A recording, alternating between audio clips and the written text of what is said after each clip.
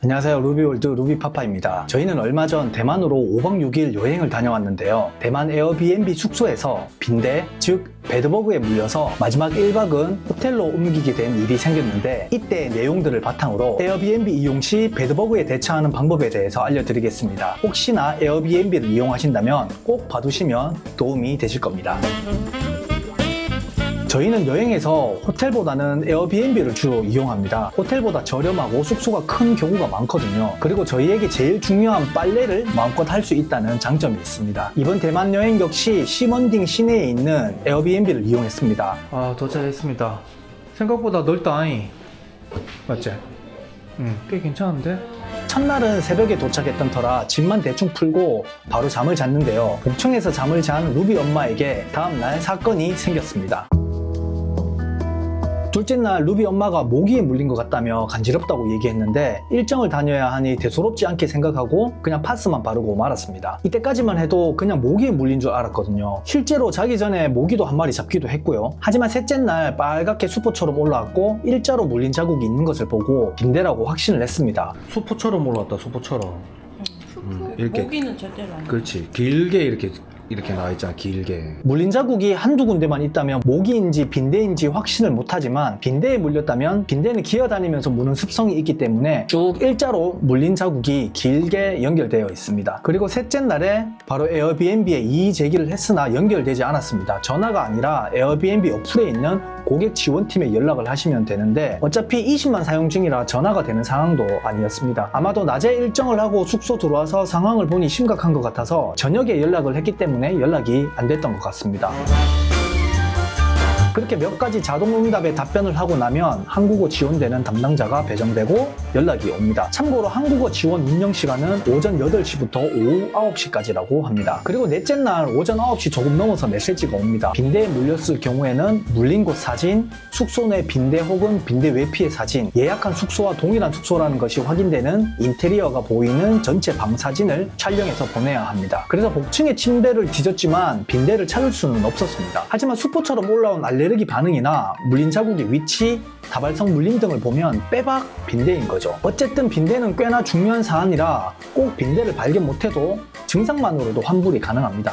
에어비앤비는 빈대에 물릴 경우에 숙소를 옮길 것을 권장합니다. 묵었던 숙박지의 최소 10%에서 최대 30%까지 환불이 가능하고, 남은 숙박비의 전액을 환불해 줍니다. 이때 빈대를 못 찾았지만 이건 빈대 증상이다라는 걸 강조하고 가렵고 힘들다는 상황을 어필하면 웬만하면 30%까지는 해줍니다. 사실 얼마 안 되거든요. 여기서 주의할 점은 이미 지난 숙박비에서의 청소비와 서비스 수수료는 제외하고 순수 숙박비의 30%가 환불이 됩니다. 그리고 숙박하지 않은 날의 환불은 수수료나 세금도 같이 환불이 됩니다. 그리고 다른 곳으로 옮길 경우 현재 숙박비보다 높은 곳을 이용한다면 기존 예약건의 20% 금액까지 최대 지원이 가능합니다.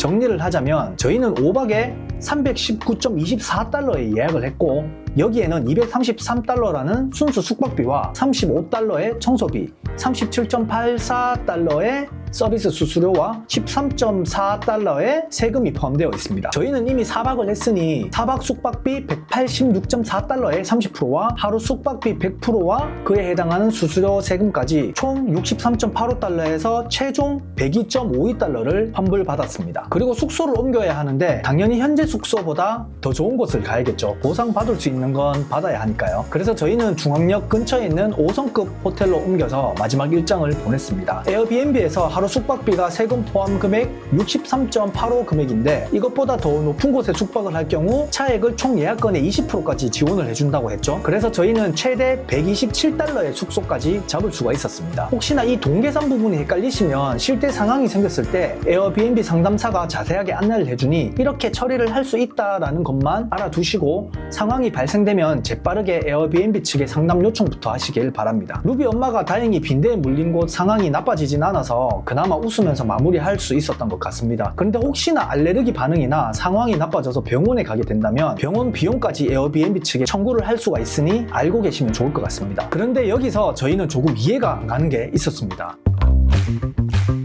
숙소를 옮기면서 입고 있던 옷들도 버렸고 가려워서 고생을 했는데 고작 숙박비만 받는다는 게 이해가 안 갔습니다.